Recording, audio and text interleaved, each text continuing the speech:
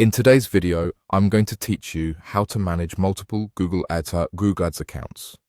By the end, you'll know exactly how to set up a manager workflow so you can move between different accounts without logging in and out or juggling separate browsers.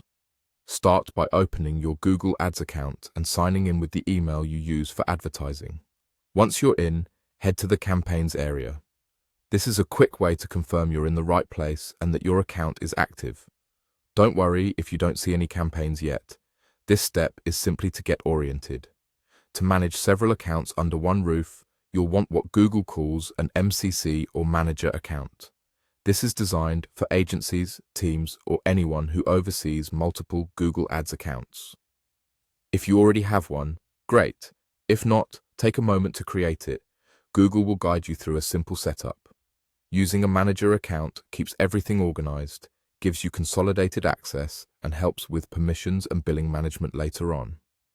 Once your manager account is ready, move from Campaigns to the Accounts section. This is where you'll actually connect the individual accounts you want to manage. Look for the plus icon. This is your Add button. Click it, then choose Link Existing Account. This option lets you bring existing Google Ads accounts under your manager without changing their ownership or data. You'll be asked for the customer ID of the account you want to link. This is the 10-digit number shown in the top corner of a Google Ads account. Enter it carefully, without spaces or dashes. It's a good idea to double-check that you've got the right ID before you proceed. When you submit the request, Google sends a link invitation to that account. Depending on settings, someone with admin access on that account may need to approve the request. Once approved, the account will appear in your manager account, and you'll be able to switch between it and others from a single dashboard. A few tips as you go. Make sure you only link accounts you're authorized to manage and keep customer IDs secure. If you don't immediately see the account after sending the request, give it a moment and verify that the invitation was accepted.